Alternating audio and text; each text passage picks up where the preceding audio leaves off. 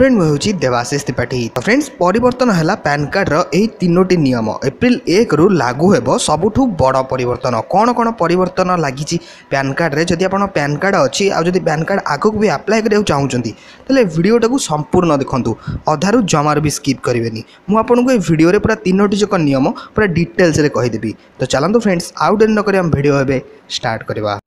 Video पसंद लगिले video को like करंतु आउ सब्सक्राइब बटन को प्रेस कर सारा पर पाखरे थिबा बेल आइकन को निहाती भाव में प्रेस करंतु जहाँ फल कि मुझे जेकोसी वीडियो अपलोड करी आपण पाइबे सर्वप्रथमे। तो जदि आप पैन कार्ड प्रस्तुत करने जाऊँगी तेबे यही खबरटी आपन जाना निहाती आवश्यक कारण आयकर विभाग पैन कार्ड निमंते किसी परिवर्तन करने निष्पत्ति नहीं। टैक्स विभाग मुताबिक एवं पैन कार्ड आवेदन करने बापा माँ अलग रही स्थिति रे बापा ना देबारे अनिर्बाध्यता को समाप्त कर दिया जाए। एप्रिल 1 रु यह नियम सब बदली चलो। फास्ट नियमटी हूँ पैन कार्ड को आधार रे लिंक करने आपन जानते डेडलाइन निकट हो गला लास्ट डेट आसीगला। आयकर विभाग निर्देश क्रमे मार्च 31 2019 पर्यंत सबू होल्डर आधार को पैन कार्ड सहित लिंक करने निहाती आवश्यक नचेत से इनकम टैक्स रिटर्न करा जाई परिबो नहीं किंबा रिफंड भी करा जाई परिबो नहीं।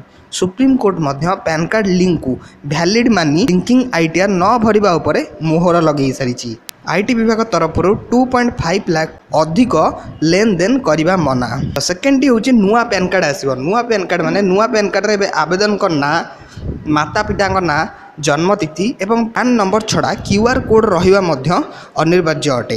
क्यूआर कोड रे आवेदन फोटो एवं हस्ताक्षर समेत डिटेल्स रही डिटेल्स डिजिटल साइट एवं कोडेड हम। यह छड़ा पैन डिटेल देवाई आवश्यकता पड़ुथिबा स्कानिंग जरिया रे डिटेल देवाको पड़िबो। नुआ कार्ड रे फोटो हस्ताक्षर होलोग्राम एवं क्यूआर कोड स्थान बदलिबो। क्यूआर कोड रे ई पैन मध्य रहिबो। क्यूआर कोड टी रहिबो ताको रीड केमती करिवे ना क्यूआर कोड को विशेष मोबाइल ऐप जरिया रे रीड करा जिवो। एथि गूगल प्ले स्टोर गोटे एप्लिकेशन लॉन्च कर जिवो ताको आपण डाउनलोड करिया पड़िबो। क्यूआर कोड को रीड करिया पे 12 मेगापिक्सल रो किंबा ताठू अधिक ऑटो फोकस कैमेरा आवश्यकता रही। आ गोटे क्वेश्चन लास्ट टा होची जो पुराना पैन कार्ड अछि ता वैलिडिटी रहिबो ना नाही। सूचना मुताबिक नुआ डिजाइन पैन कार्ड आसीथिले मध्य 2018 जुलाई 7 रे प्रथम थर पे जारी करा जायतिबा पुराना डिजाइन पैन कार्ड एवं ई पैन कार्ड वैलिड रही।